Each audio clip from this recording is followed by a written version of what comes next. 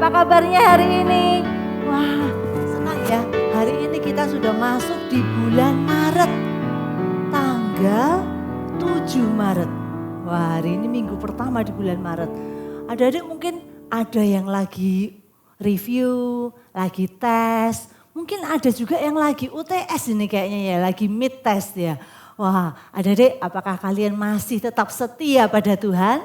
Setia belajar, setia berdoa, setia baca Alkitab. Jangan lupa cerita Kak Pilia minggu lalu tentang Petrus ya. Petrus yang sudah menyangkal Yesus, padahal seharusnya apa yang harus dia lakukan? Setia sampai mati. Kita nyanyikan lagu ini. Setia, setialah, setia sampai mati. Setia, setialah, setialah sampai mati. Seperti Tuhan Yesus, setialah sampai mati. Apakah balasanmu untuk kasih setianya? Setia, setialah, setialah sampai mati. Setia, setialah, setia, setialah, setialah sampai mati. Setia, setialah, setialah sampai mati. Apakah balasanmu untuk kasih setianya? Setia, setialah, setialah sampai mati. Adik-adik, kita berdoa. Kami bersyukur Tuhan Yesus karena Engkau mengajar kami untuk kami boleh tetap setia. Setia belajar di saat kami saat ini harus mengikuti sekolah online. Setia membaca firman Tuhan supaya kami bisa mengembangkan rasa bangga kami akan Tuhan Yesus. Setia berdoa untuk meminta pertolongan dari Tuhan. Terima kasih Tuhan. Tuhan Yesus, kami akan beribadah pada hari ini. Tuhan, biarlah Tuhan sendiri yang berkenan atas ibadah kami. Biarlah Tuhan sendiri yang berbicara kepada kami melalui ibadah hari ini. Terima kasih Tuhan Yesus. Dalam nama Tuhan Yesus kami sudah berdoa. Amin. Adik-adik, selama beberapa minggu ini masih ingat apa judul dari apa yang kita bicarakan? Around the Cross. Apa ya around the cross? Ada yang ingat? Around the cross yang pertama kita cerita tentang imam-imam besar ya kan. Para imam. Hari itu Kak Pilia cerita tentang imam besar Kayafas. Minggu lalu Kak Pilia cerita tentang Simon Petrus. Apa ya around the cross? Yaitu orang-orang yang ada di sekitar Yesus pada saat Yesus sedang menderita di dalam perjalanannya menuju ke kayu salib. Hari ini Kak Pilia akan ceritakan tentang seorang lagi dalam around the cross. Tapi waktu Kak Pilia baca ceritanya orang ini, Kak Pilia tuh ingat satu cerita. Waktu itu ada seorang komandan angkatan laut ya. Dia tuh sedang melatih para tentara bawahannya untuk melempar granat. Adik-adik tahu granat enggak? Granat itu bendanya kecil kayak gini, nanti di ujung atasnya itu ada kayak tutupnya, kayak sumbunya, itu harus dilepas. Kalau sudah granat ini harus cepat-cepat dilempar. Karena apa? Dia akan meledak. Nah, si komandan angkatan laut ini, dia sudah menjelaskan dengan sangat baik kepada para anak buahnya, kepada para tentara bawahannya. Bahwa setelah kamu lepas tutupnya, kamu lempar sejauh-jauhnya. Oke, sekarang saatnya mereka harus praktek. Wah, seluruh anak buah dari komandan angkatan laut ini, mereka benar-benar sudah mendengarkan penjelasan dari atasannya ini. Dan satu persatu mereka lakukan, cabut tutupnya, lempar sejauh-jauhnya, lempar ke arah yang mau dituju. Dan di sana granat itu akan meledak. Tapi sampai pada satu orang yang terakhir. Mungkin anak buah yang ini nih, tentara ini mungkin bandel ya. Atau waktu dijelaskan dia tidak mendengarkan dengan baik. Maka kemudian saat tiba gilirannya dia lepas granatnya itu, dia lepas tutupnya. Kemudian dia lemparkan. Tapi adik-adik, dia lemparnya kemana? Dia lemparkan ke atas setinggi-tingginya. Bisa adik-adik bayangkan? Itu granat kalau dilempar ke atas jatuhnya kemana? Ya ke bawah, dek ke dia sendiri. Apa yang akan terjadi? Maka granat itu pasti meledak dan melukai dia sendiri. Adik-adik melihat hal seperti ini, si komandan itu dia cepat-cepat ambil tindakan. Dia cepat-cepat dia pergi ke arah, dia lari ke tempat si anak buahnya itu, si tentara yang sudah salah melempar itu. Dan dia dorong tentara itu. Dia dorong sehingga tentara itu jatuh ke samping agak jauh. Tapi kemudian adik-adik granat itu jatuh ke dirinya komandan angkatan laut itu. Akhirnya granat itu meledak. Tentara itu selamat, hanya luka ringan. Tapi si komandan ini dia meninggal saat itu. Adik-adik kalau kita pikir, sebenarnya buat apa sih si komandan itu kok dia mau menyelamatkan orang ini? Biar aja dia sendiri yang kena granatnya meledak sendiri ya kan. Lebih baik dia cari aman, lari ke tempat sejauh-jauhnya sehingga dia aman, dia tidak terkena granat. Tapi dia pemimpin yang bukan cari aman. Dia bukan orang yang mau mencari untuk kepentingannya dirinya sendiri. Yang penting aku selamat, yang penting aku aman. Tidak. Dia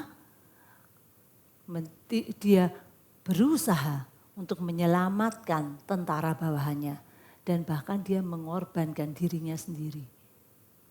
Pemimpin yang baik bukan pemimpin yang cari aman. Pemimpin yang baik, pemimpin yang bertanggung jawab atas bawahannya. Pemimpin yang bertanggung jawab untuk orang-orang di sekitarnya. Bukan pemimpin yang egois, bukan pemimpin yang pokoknya aku selamat, tapi orang lain mati enggak apa-apa. Tidak.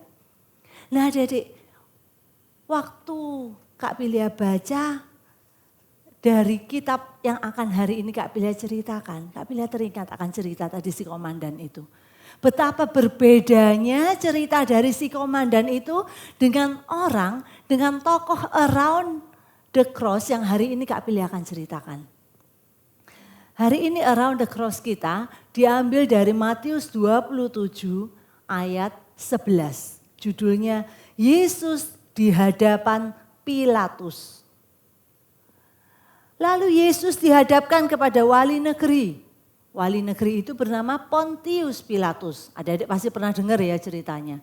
Sebenarnya apa sih wali negeri itu? Wali negeri itu gubernur, penguasa, pejabat yang waktu itu memerintah di daerah Yudea, di daerah Tuhan Yesus tinggal waktu itu. Nah, wali negeri itu bertanya kepada Yesus, "Engkaukah raja orang Yahudi?"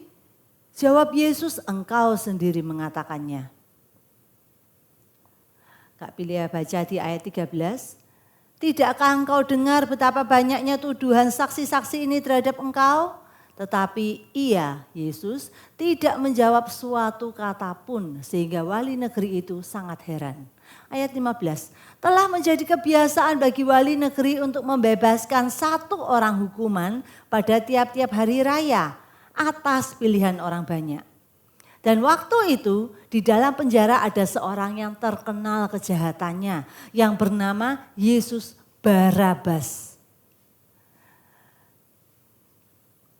Karena mereka sudah berkumpul di sana, Pilatus bertanya kepada mereka, orang-orang banyak yang ada di sana ya, "Siapa yang kamu kehendaki kubebaskan bagimu, Yesus Barabas atau Yesus yang disebut Kristus?"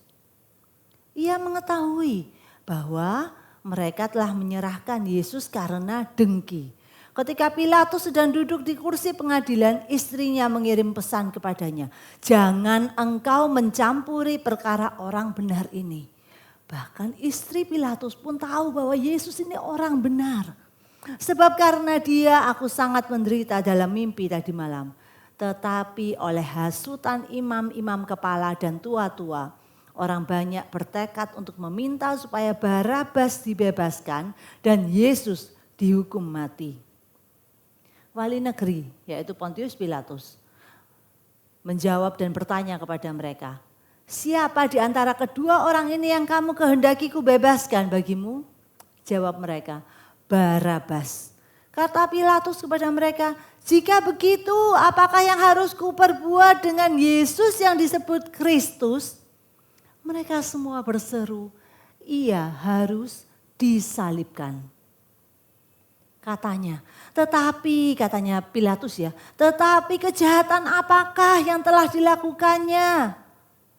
Namun mereka makin keras berteriak, ia harus disalibkan.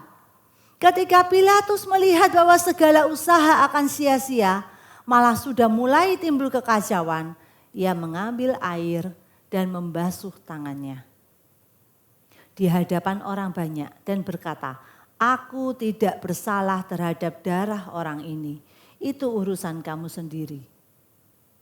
Ayat yang ke-26, lalu ia membebaskan Barabas bagi mereka, tetapi Yesus disesahnya lalu diserahkannya untuk disalib. Adik-adik, kira-kira kalau kita baca dari kitab ini, Pilatus itu tahu enggak sih kalau Yesus itu tidak bersalah? Tahu. Pilatus itu tahu dengan jelas bahwa dia tidak bisa menemukan kesalahan apapun dalam diri Yesus. Bahkan istri Pilatus pun tahu bahwa Yesus itu orang yang benar. Tapi kenapa waktu itu Pilatus membiarkan orang-orang yang mengambil keputusan akan hidup Yesus? Kenapa waktu itu Pilatus gak bilang, baik Yesus karena aku tidak temukan apa kesalahanmu maka kamu dibebaskan. Pilatus tidak berkata seperti itu. Malah apa yang dikatakan Pilatus? Dia menyerahkan pada orang banyak. Siapa yang mau aku bebaskan? Siapa? Yesus Kristus atau Barabas? Maka kemudian orang banyak itu berkata, Barabas, bebaskan Barabas, salibkan Yesus. Adik-adik, kenapa kok waktu itu Pontius Pilatus dia tidak bisa mengambil tindakan yang tegas. Dia nggak bisa berbuat yang benar. Karena dia mencari aman untuk dirinya sendiri. Dia mencari yang penting aku aman. Yang penting posisiku, kedudukanku sebagai gubernur ini, sebagai wali negeri ini tetap aman. Yang penting aku selamat. Yang penting orang banyak senang dan tidak menyerang aku. Yang penting itu pokoknya gak apa-apa kita mengorbankan Yesus, tapi diriku dan kedudukanku, jabatanku selamat. Pontius Pilatus cari aman untuk dirinya sendiri. Dia tidak mau bertanggung jawab untuk apa yang dia lakukan pada Yesus. Buktinya apa? Dia ambil air, dia cuci tangannya sebagai tanda bahwa aku tidak bertanggung jawab atas hidup orang ini. Aku tidak ikut bersalah atas darah Yesus Kristus. Aku tidak mau ikut menanggung dosa karena Yesus Kristus sudah disalibkan. Padahal dia yang seharusnya mengambil keputusan yang paling benar. Tapi dia malah cari aman dan apa? Aku gak ikut-ikut. Terserah kalian. Terserah orang banyak, mau apa disalibkan, oke kita salibkan. Siapa yang mau disalibkan? Yesus, oke kita salibkan Yesus. Dia tidak berani mengambil resiko. Padahal Tuhan Yesus sudah mengajarkan kita, sudah meneladankan sikap bertanggung jawab dan rela berkorban pada kita. Kalau adik-adik ingat ya, cerita tentang 5 roti 2 ikan yang memberi makan 5.000 orang. Nah, kenapa waktu itu Tuhan Yesus itu tidak biarkan aja orang-orang 5.000 orang laki-laki itu bersama dengan yang wanita dan anak-anak mungkin bisa lebih dari 5.000 ya, 10.000 mungkin. Kenapa enggak Tuhan Yesus biarkan aja kalian cari makan sendiri-sendiri? Enggak, tapi Yesus mengajarkan murid-muridnya untuk apa? Bertanggung jawab. Jangan cuma cari aman, yang penting aku kenyang. Tapi kalian murid-murid Yesus harus memberi makan orang-orang banyak itu. Yesus mengajarkan sikap bertanggung jawab. Yesus mengajarkan sikap bukan yang penting, bukan aku aman. Tapi yang penting apa? Semua orang tercukupkan kebutuhannya. Nah, adik-adik, Yesus sendiri sebenarnya dia bisa kalau mau cuma cari aman untuk dirinya sendiri.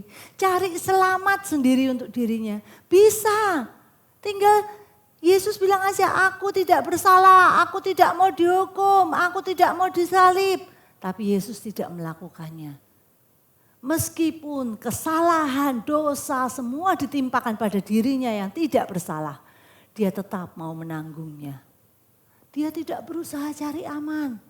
Saat Yesus disalib pun dia tidak cari aman, tidak bilang malaikat selamatkan aku, lepaskan aku. Bisa kalau Tuhan mau, tapi dia tidak lakukan. Dia menanggung semuanya untuk siapa? Untuk kita.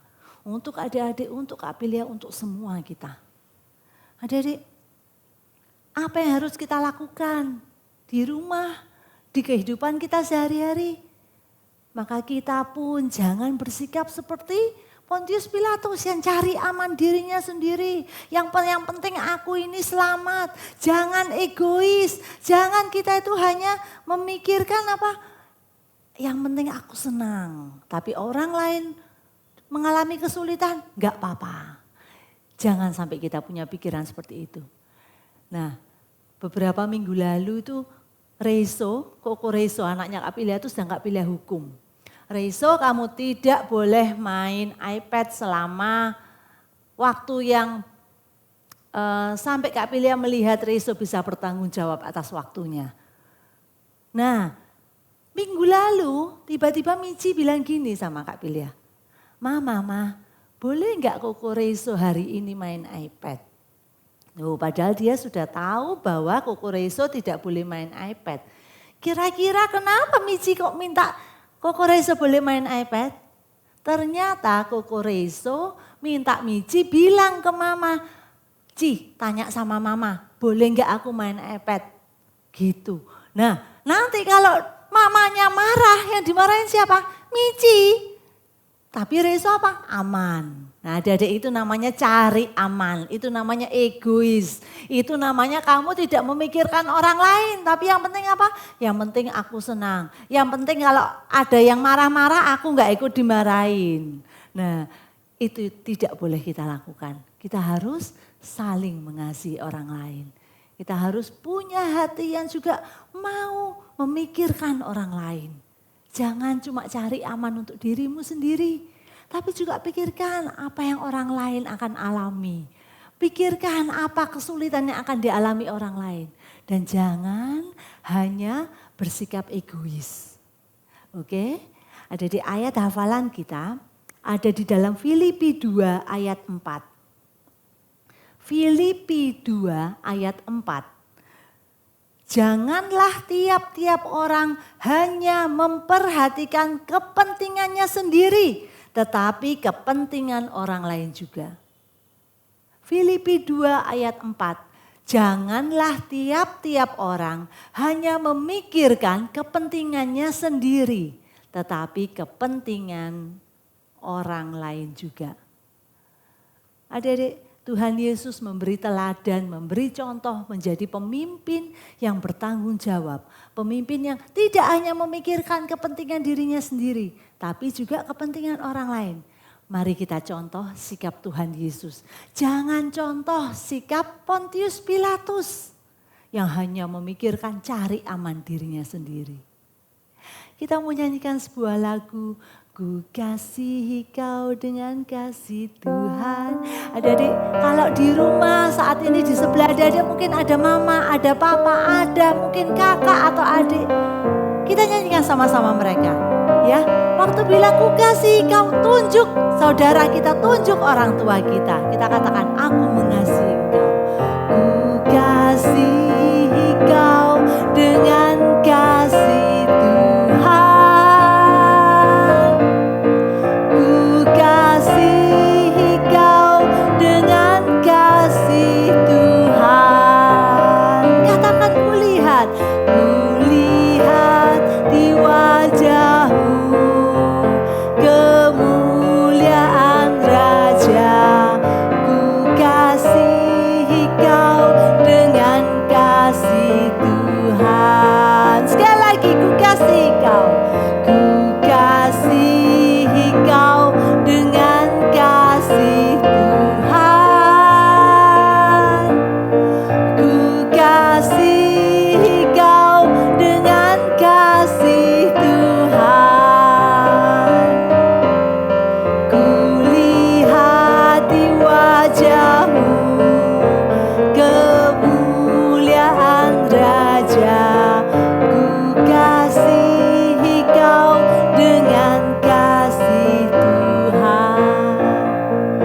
Adik-adik kita berikan persembahan untuk Tuhan dalam bejana untuk Tuhan. Oke, kita akan berdoa. Sungguh Tuhan, kami bersyukur karena Tuhan memberi kami teladan pemimpin yang baik, yang bertanggung jawab. Pemimpin yang bukan hanya mencari aman untuk dirinya sendiri. Pemimpin yang tidak egois. Pemimpin yang juga memikirkan kepentingan orang lain. Tuhan, ajarkan kami setiap hari saat kami di rumah atau saat kami dimanapun juga kami ada. Terhadap siapapun, kami juga boleh bersikap seperti Tuhan. Bersikap tidak menjadi orang yang cari aman untuk diri sendiri. Tidak egois, tidak mementingkan kepentingan diri sendiri. Tapi juga memikirkan orang lain. Terima kasih ya Tuhan. Terima kasih untuk firman-Mu. Terima kasih untuk ibadah kami hari ini. Di dalam nama Tuhan Yesus kami sudah berdoa. Amin. Adik-adik, ibadah kita sudah selesai. Sampai ketemu minggu depan ya. Dan jangan lupa, stay safe, stay healthy, stay at home. Don't forget to keep praying. And God bless you all. Bye-bye.